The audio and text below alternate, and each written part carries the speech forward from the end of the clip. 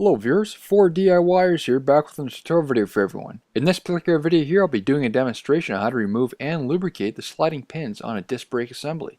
Also, don't forget to check out my website at www.4diyers.com or click on the link in the description below. If you have enjoyed this video, don't forget to give it a thumbs up and subscribe to my channel for future tutorial videos. Here is just a brief example on how they work without the brake pads installed. Sliding pins, also known as guide pins, allow your caliper to float. So when your brake pedal is applied, the braking surface on both sides of the rotor can be used. When the piston is pushed out, they basically create a pinching force against the rotor using the brake pads. Every time maintenance is done on a disc brake assembly, these pins should be cleaned and lubricated, otherwise you do risk having them stick or seize. Sticking or seized pins can cause the brakes to stick on, prevent the brakes from functioning fully, and uneven wear on the pads.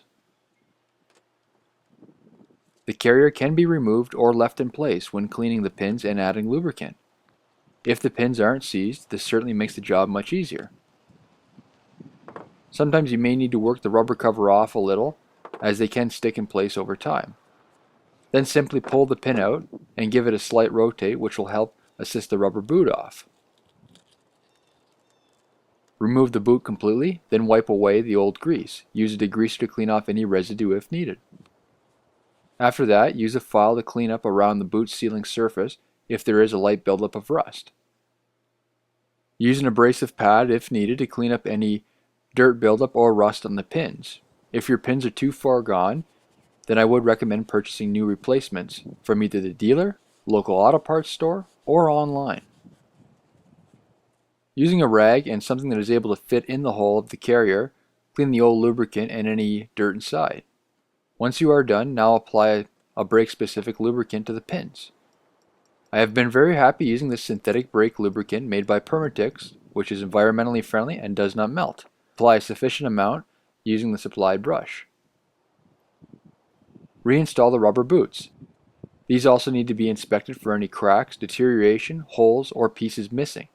If they are damaged, they must be replaced, otherwise you do risk introducing dirt or moisture when driving, which can in turn cause the pins to stick or seize.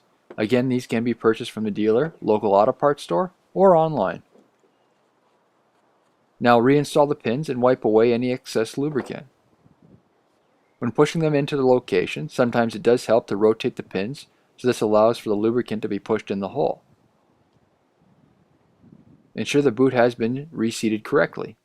As for stuck pins, the majority of the time they are not overly hard to remove. In this case, this particular pin was becoming quite the task. This pin was the hardest pin I've ever had to remove. Normally you can use an adjustable wrench on the squared off flange portion of the pin to break it loose. I then incorporated a propane torch to apply some heat to expand the bracket along with penetrating oil. Moving up with a little more force using a slide hammer. In the end, more heat was needed using an acetylene torch set and the pin was successfully removed. However, the pin was too rough a shape to be reused, so new pins were purchased from the local auto parts store along with new rubber boots. If you are using heat, most likely the rubber boots will need to be replaced. The hole was cleaned up using a small round object with sandpaper wrapped around the outside. The sandpaper is just to clean up any rusty debris within the hole. Then wash the hole out with a degreaser, allow it to dry, and then apply more lubricant to the pins and reinstall. If you are unable to extract the pin or do not have the tools to assist in the extraction, then either have a local machine shop, mechanic, or someone with access to the equipment to remove the pin. Purchase a used carrier or purchase a new carrier. Once done, this is what a proper functioning pin should look like. As you can see, it's able to return to its position under the pressure of the rubber boot. Reinstall the assembly and ensure the brakes are functioning correctly.